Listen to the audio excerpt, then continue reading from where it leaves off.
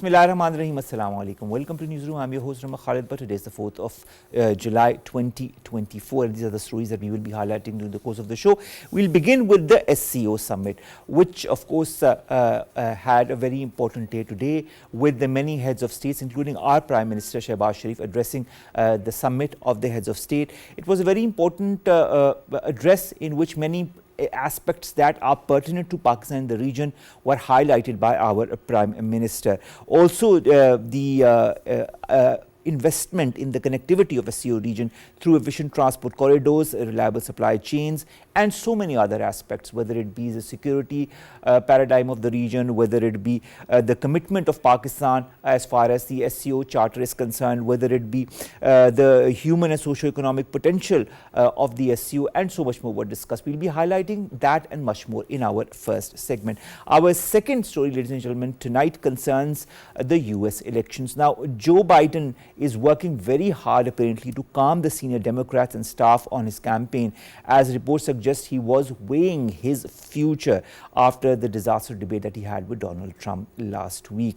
Although there have been some closed door meetings with the Vice President Kamala Harris, who in fact has been projected to replace him in case Joe Biden wants to remove himself from this presidential nomination. This is one name also that is on the lips of many a Democratic candidate. They said a lot of governors also had a meeting with Joe Biden, and they reposed his trust in him. A lot of important meetings are going to be held in the next days, and the performance of Joe Biden is going to be crucial in these very events as to ascertain whether he still can make it, whether he can still muster the confidence of the American people. Then, ladies and gentlemen, we are going to talk about the world's oldest painting that has been discovered, which may not look like much. You can see the painting just in your parallel window. It's just a flaking image of three people around a big red pig. But the humble cave painting that has been discovered in Indonesia is the oldest known ever by human hands, dating back more than 51,000 years. Yes, you heard it right, 51,000 years. Finally, ladies and gentlemen, we are going to talk about Europe's tallest volcano that has erupted again, the Voragine crater of Italy's Mount Etna. Europe's tallest active volcano has erupted in a spate of lava. You can also see that in the parallel windows. The volcano is believed to have the longest documented history of eruptions. And of course, it has been erupting since 425 BC. I mean, can you imagine the number of thousands of years since this volcano has been erupting? Well, this is the lineup for today. Let's begin without further ado. Our first story concerns the SCO Summit. We've been joined by Dr. Salma Malik. She's a foreign affairs expert. She's right here next to me in the studios. Dr. Salma, thank you very much to have joined us, and thank you to have accepted the invite. Prime Minister Shehbaz reaffirms Pakistan's commitment to working together with other member states to reaffirm the Shanghai Cooperation Organization as an active and a regional forum to achieve the common objectives of peace and prosperity.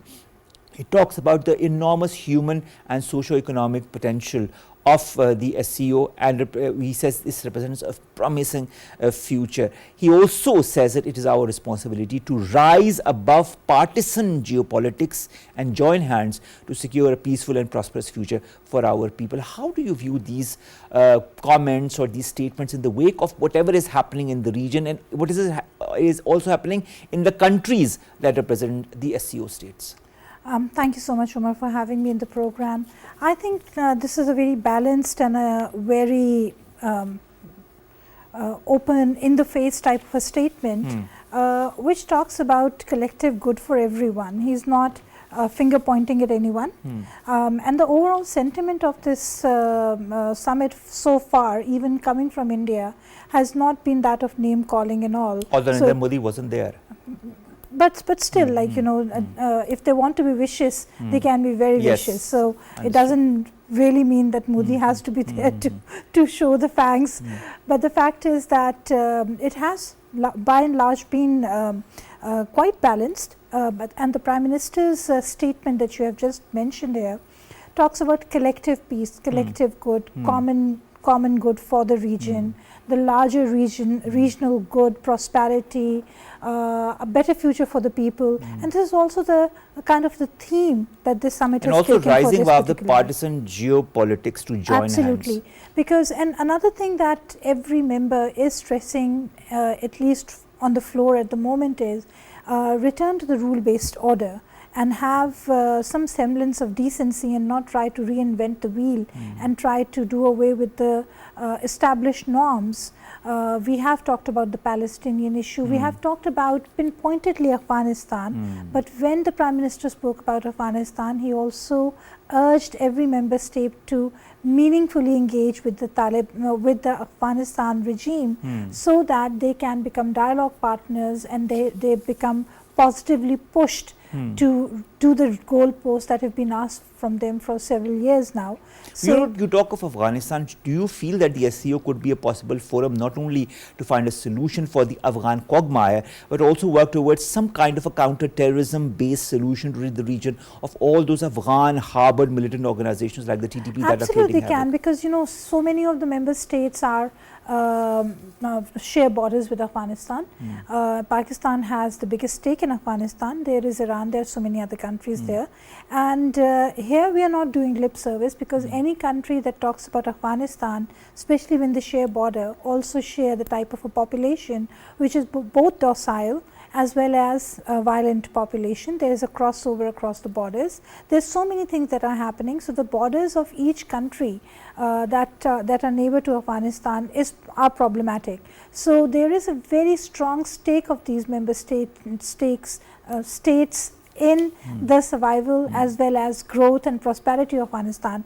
Having said that, unless and until with this type of approach, these countries can very well make Afghanistan look at the positive side of the story and also understand that if they are saying something, that is not to push Afghanistan down, that is not mere lip service, that is something which they really believe, because it's good for both them as well as for Afghanistan. So I think that this forum can be of great help in this regard, especially coming parallel to Doha as well. Of course. Dr. Salma also, he talks about the SCO region and the connectivity and how we need to invest in it through efficient transport corridors and reliable supply chains, and also he highlights Pakistan's example as well, as Pakistan's location, he says, makes it an ideal trade conduit for the entire region. He talks about the China-Pakistan Economic Corridor, the Belt and Road Initiative as well, and that these also supplement the SCO's vision for regional connectivity and economic interaction. Do you see a resolve within the SCO states to put all of these words into action? I won't say each and every member state would have a unanimity in what they're saying, although they would say all the right stuff that they're saying on the floor. However, because when we look at India, it has its own agenda to push. Of course. And several other countries, even Iran, has a very independent mindset, and they consider themselves to be a very exclusive state actor with a very exclusive culture and mindset at that. Plus also that this is the time for the corridor wars. So if India has come up with IMEC, then it would not really warm up to an idea which is the CPEC. Parallel to IMEC as well as CPEC. Yet what Pakistan and China have always been pushing to the other countries, that CPEC is, or BRI is, not just a bilateral or a very streamlined thing. It can very well be a larger connectivity hub. So there can be more actors who are not at the moment part of the larger BRI, they can also join them. Having said that, if there is yet another connectivity linkage that can feed into the BRI, that can also link up to the CPEC, I don't think either Pakistan or China would have any objection whatsoever when it comes to this. And they have welcomed such initiatives. They would welcome more initiatives, and it's more the merrier. And that is what China has even been telling the US. Apart from the obvious, apart from the important points that you have mentioned that we'll also talk about a little bit later in the show, our Prime Minister also emphasized the need for promoting the use of national currencies for mutual settlement within the SCO region. He talks about a proposal to create an SCO alternative development funding mechanism to give this impetus to the various stalled projects or development initiatives. Do you see the support of other members of the SCO as far as alternative development funding mechanism is concerned? Because it's a very interesting prospect that the Prime Minister has highlighted. You see, dollar is not the same currency that it used to be at one time. There have been experiments of having a alternate unit, and those experiments have paid off and they have worked. So people are actively thinking of having their own alternate means of doing this funding or having such resource banks available. China has proved that through BRI as well. So if it comes to that, and especially with the Ukrainian-US war and so many other dynamics that are happening in the world, dollar has sort of lost that power that it used to enjoy at one time, and countries do realize that why should we stick to this regime only when where we have viable alternatives, they work and they can work. And SCO, given that it's covering 40% of the world's population, has all the right to think of having some kind of an alternate solution, and it can work. Let's talk of conflicts, because that was what you mentioned. The Prime Minister talks about ensuring respect to the universally recognized principles of sovereignty, territorial integrity and the people's fundamental right to self-determination. It brings to mind, first of all, Indian illegally occupied Jammu and Kashmir. He says the UNSC resolutions offer a workable framework to resolve these disputes in these regions. He also talks about the failure to implement these resolutions speedily, amicably. Do you feel that SCO could be that forum that could pressurize India to give the people of IIO-JK the right to self-determination as enshrined in these UN resolutions, or do you feel it is a prospect that will not be attainable in the near future? Ideally, one can always say yes, this can be the forum. You have the type of actors who can put their weight behind Pakistan's very rightly and properly stated requirement and demand, sticking to the rule-based regime system, sticking to the UNSC. These may look like ideal speak. Many people inside Pakistan also criticize the government as to who is looking after or who is abiding by the UNSCRs, that it's only Pakistan who is sticking to that, but at least there's some country which gives the due respect UN should be accorded. However, having said that, none of the countries don't have any skeletons in their cupboards. So all of them look at the resolution of Kashmir through their lens, and where they can put a credible weight behind Pakistan's just demand for sovereignty and providing the right of self-determination to beleaguered population of Kashmir as well as Palestine, and all of them have assured and they have talked about it, none of them have shot it down. But when it comes to concrete action on the UN floor, the story becomes much different. There's a lot of lobbying that takes place. But do you feel the SCO could be that floor, maybe, that could provide where the UN could not? India is there. Okay. Oh yes, India is there as well. So you have an elephant in the room already. I agree. So what about Palestine? Because the Prime Minister also mentions the Palestine and the plight of the Palestinian people. And at the same time, he also talks about Islamophobia, which I feel is a resultant strategy or implication of what is happening in IIO-JK as well as in Palestine. Islamophobia, with the outcome of events like the war in Palestine, in your point of view, what could be or should be the responsibility of the SCO states as far as Islamophobia and all the events that lead to it are concerned? Could they do something? They can become a very strong collective voice. They can together, if they want to, and there's a big if, lobby in the UN and make countries such as Israel see reason. They can also prevail upon the member states that they are supporting to go for a resolution, go for a mechanism which actually brings about the actors concerned on the table and look at the resolution of Palestine. And there could be several actions that can take place. There could be a trade embargo.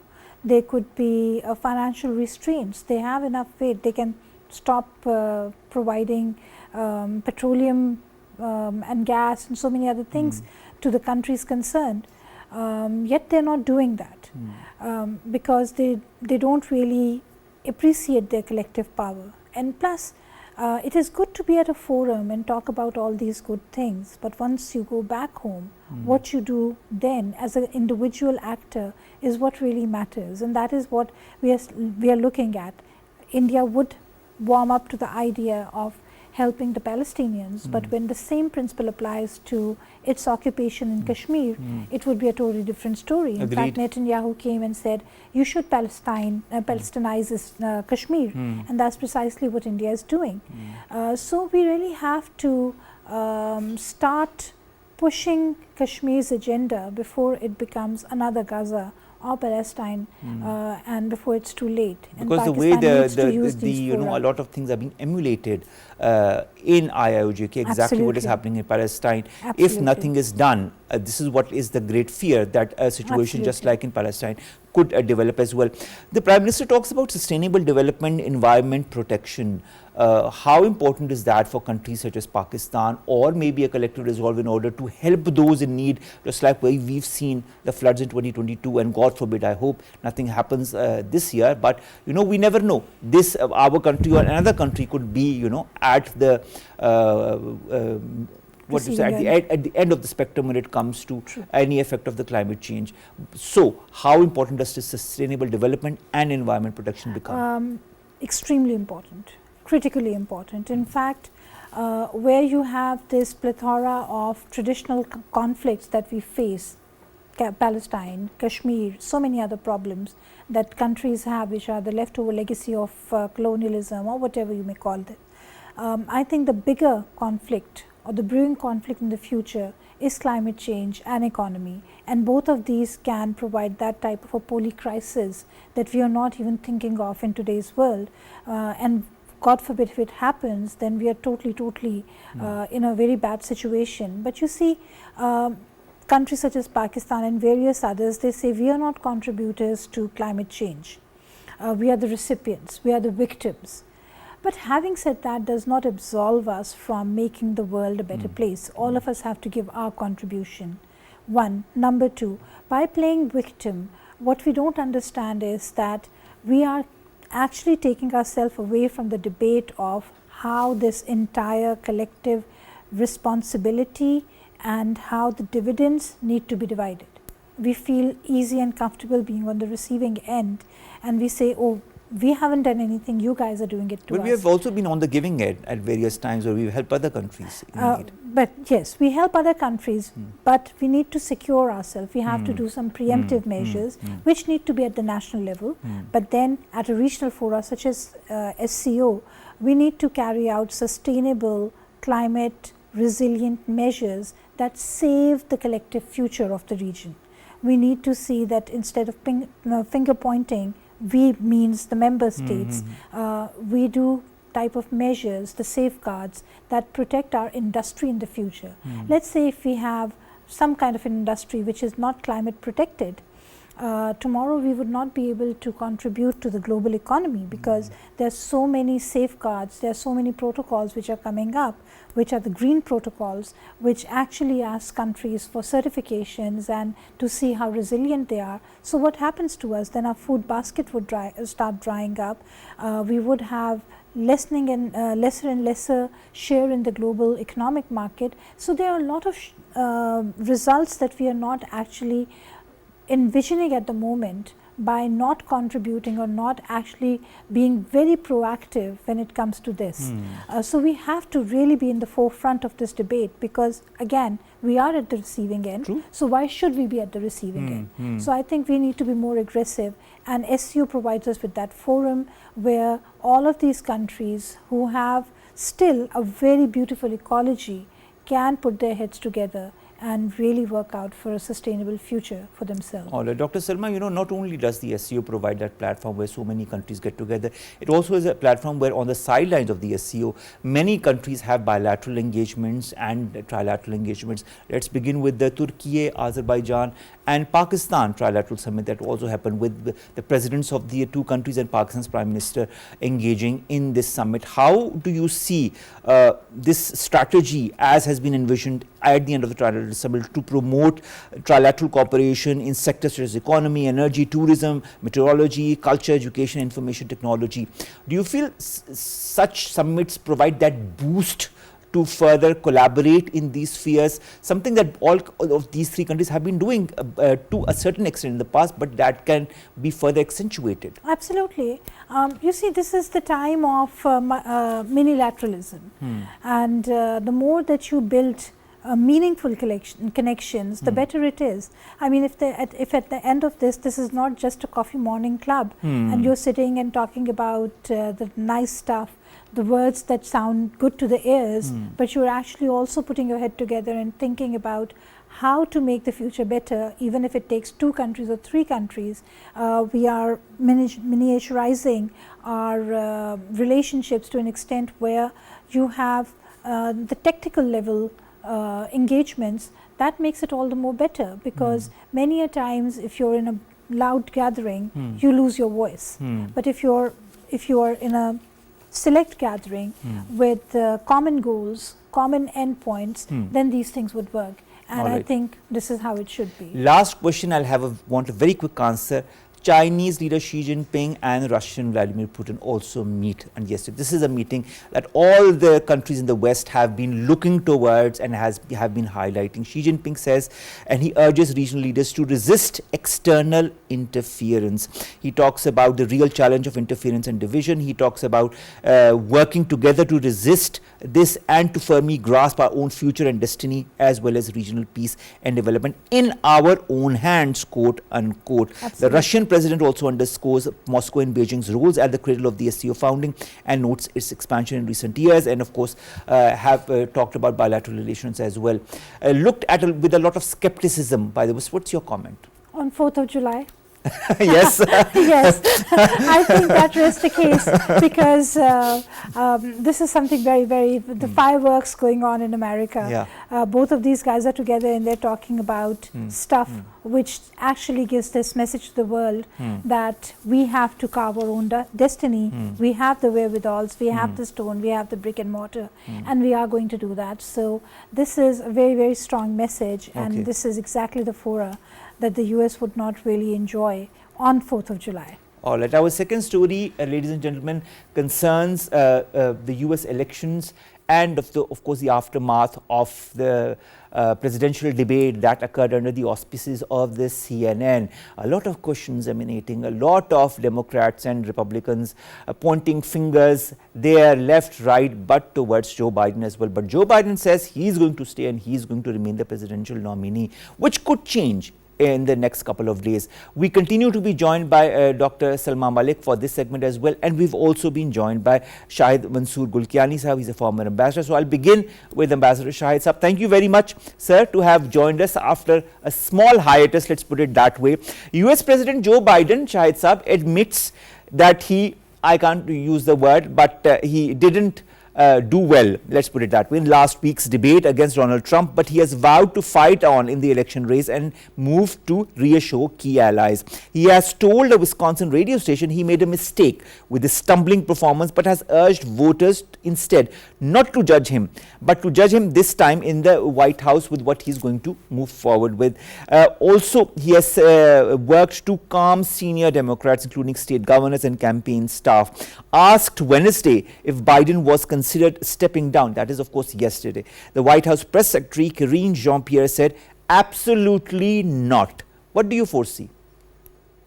The thing is, you see, if you are a president or a chief executive of some XYZ country, it may be okay, it may be. But if you are the head of, you see, the sole superpower, you know, China is still rising, and then you have a president who has serious health issues. You see, when people are talking about the debate is one part. You see, you may be good in debate, but it is the performance. But apart from that, President Biden's domestic, handling of domestic issues, even during COVID and others, looking after health issues, looking after employment is very good. But these are serious health issues in which he stumbled. At times he has been seen in videos stumbling, physically falling down. So as somebody who's track record of a Democrat congressman has been very, very impressive. If you look at it, he was chairman of the Foreign Relations Committee for a very long time. But now the problem for a US voter is to choose whom. Meaning, if you look at Trump, he panders to the white anti-immigration, and then he also has a problem with his allies. He wants the allies to pay for themselves, for NATO and for South Korea, for Japan. He tells them. Is one side. On the other side is Biden, who reassures his allies that I will do this thing during the Ukraine war and the issue of Taiwan.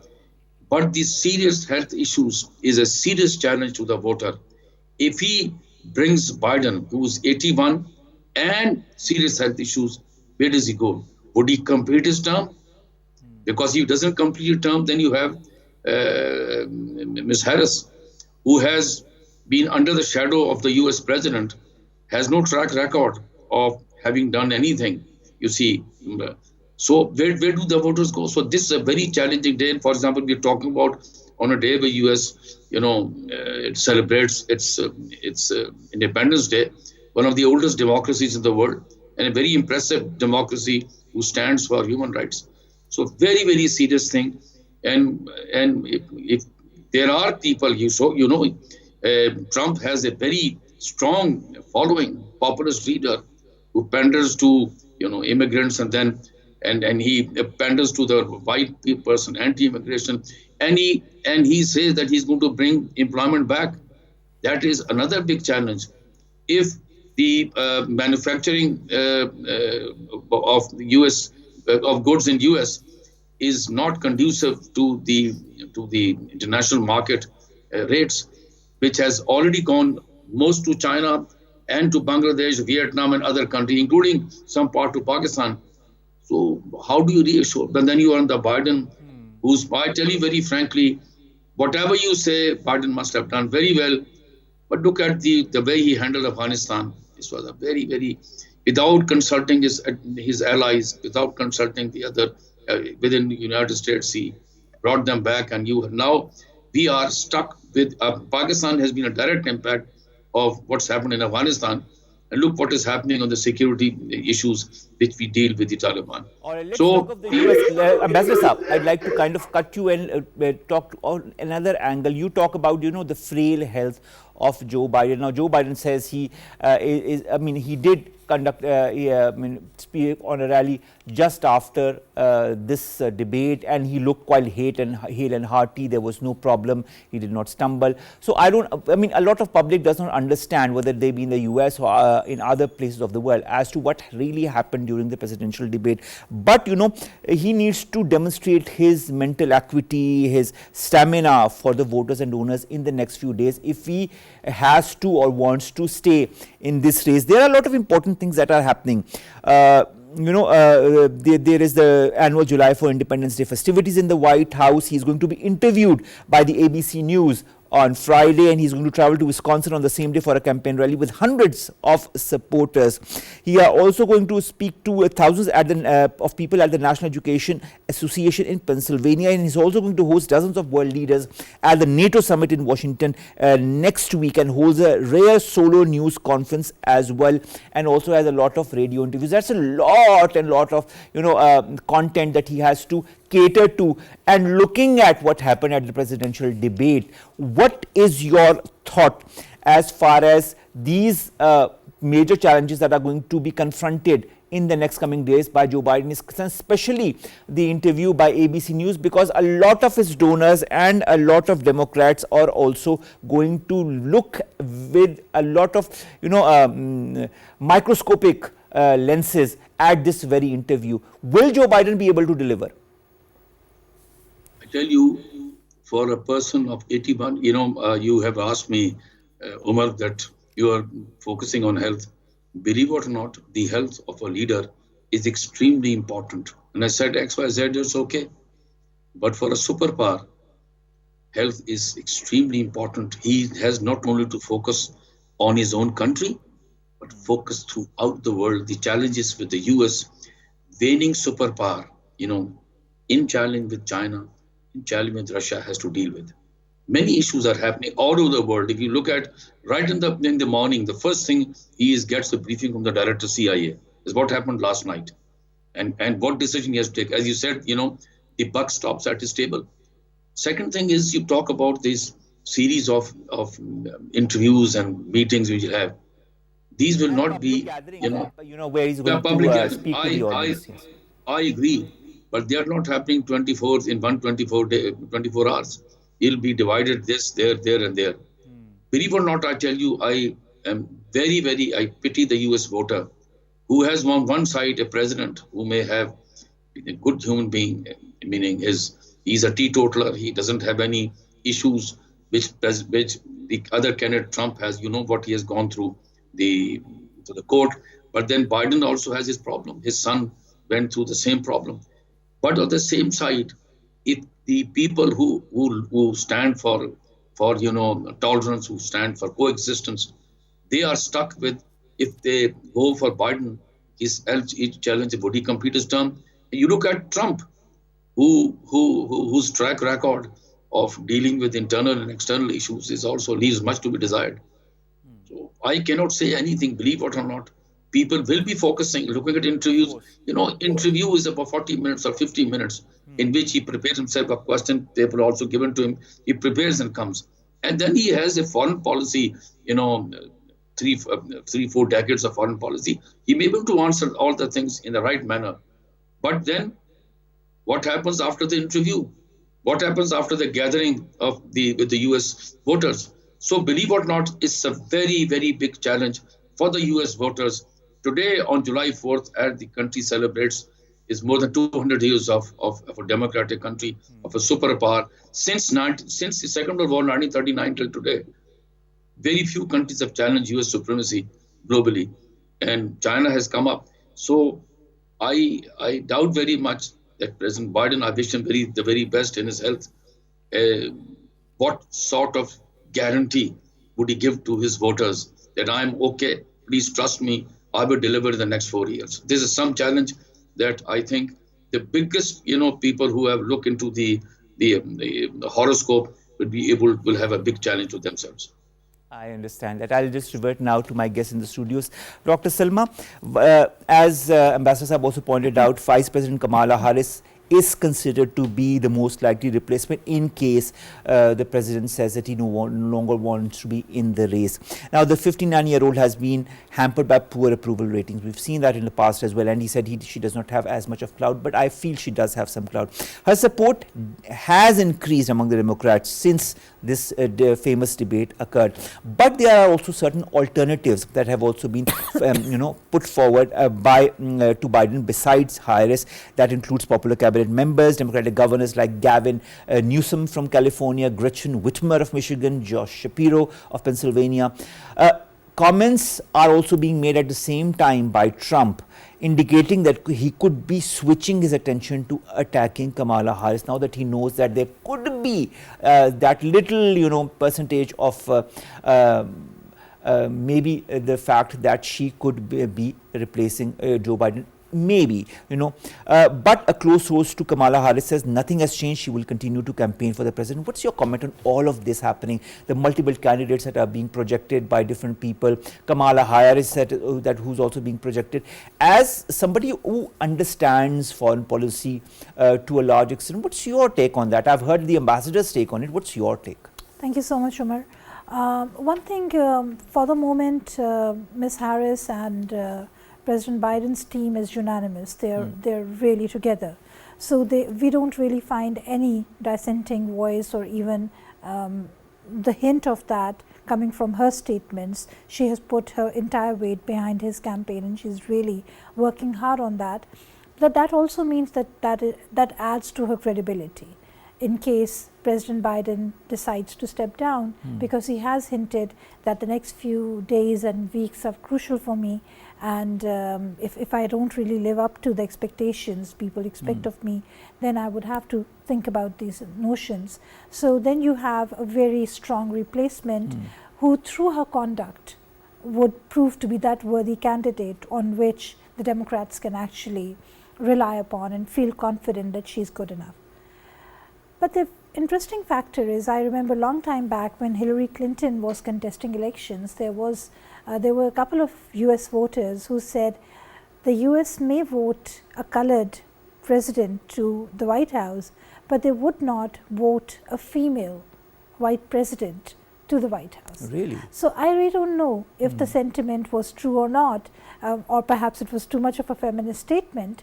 But the fact is that a lady, not an American, but a migrant, and so many other factors attached to that, at one instance makes the perfect picture of what America is all about, that perfect melting pot which gives that opportunity of a lifetime to everyone. So she is the poster girl for this.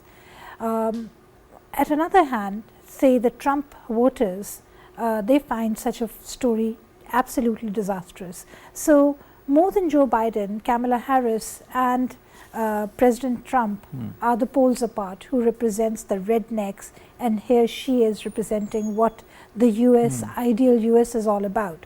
So it could be that. As for President Biden, it's not only that he did not fare well in this particular campaign or the debate that was happening. We have unfortunately seen several images of him during his tenure as the president, where he's stumbling on the airplane stairs, various other places. He forgets what he's doing, and the Trump campaigners throughout this 3-4 years, they have really been highlighting and pushing those images on the screen, trying to, even way before the elections, trying to undo the legacy. President Biden had several good things happening to him when he got elected. Now it's few more years down the lane. He has aged, so has Donald Trump, but Donald Trump still enjoys a better looking health than otherwise. So much to be seen. Let us see. I mean, if I were a voter, I would actually be concerned about my president's health. Can he deliver? I may really like my president. I'm sure that is a concern that many other Democratic leaders must be discussing. So this is something that people are wary of, and President Biden really has to push a lot to make people convinced that he is the right, worthy, healthy candidate. That is why these coming days are going to be extremely crucial as far as he's concerned. Ambassador Shahid, the New York Times poll conducted after a debate published on Wednesday suggests Trump was now holding the biggest lead yet at 6 points. Then you have a separate poll published by the BBC's US partner CBS News that suggests Trump has a 3-point lead over Mr. Biden in the crucial battleground states. There's a Siena College New York Times poll also released that suggests Trump's lead had increased since the debate, with him winning 49% of likely voters compared to 43% for Biden. What effects are these polls eventually going to have on the elections? Will the infrequent voters who did not vote in the last elections, and a lot of them have favored Trump in the past, will they come back for the 2024 election? In this case, will they vote for Trump or will they vote for any other candidate? What's your prediction? You see, if throughout the world, if you look at Latin America and other, the populist leaders like Trump, for them, he raises he brings with him, rather pushes the voters to come out of their houses and vote more, because the more they vote, the more his voting, his election bid increases. The success increases. This is something is happened throughout the world, and this may happen now. And the health, again, I would say to you, as Dr. Sabi is saying also, the health issues will tip the balance in favor of President Trump. But then it can create a lot of problems, ripples within the allies, as I said to you, because foreign policy context with Europe. And within the US, as you said, it is a melting pot. You have immigrants coming left and right. You see, United States needs skilled labor, needs even unskilled labor. The white population is dwindling, going down. It needs immigrants to continue with this economy to go. And if President Trump, as he's known to be, does not favor immigrants, and he, as I said, panders to the white population who think of themselves that, yes, these are the people who are taking our jobs. even though this is not true, this may not be true. So a big problem for the US voter, and I do not know till the end, till the last day, what is going to happen if people coming out of these polling booths, if people take their polls to ask them where have you voted.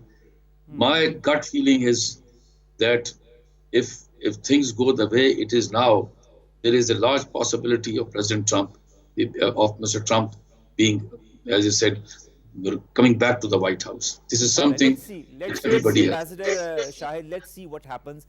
In the next week or 10 days, I think things would be much clearer in the wake of all the events that the president is going to, be part of. Thank you so very much, Ambassador Shahid Masroor Gul Kiani Saab, former ambassador, to have joined us, and thank you very much, Dr. Salma Malik, to have joined us for both these segments. It's always wonderful to discuss with you because you have different aspects of the reality of what all of these issues represent. We'll be back after a short break. Stay tuned.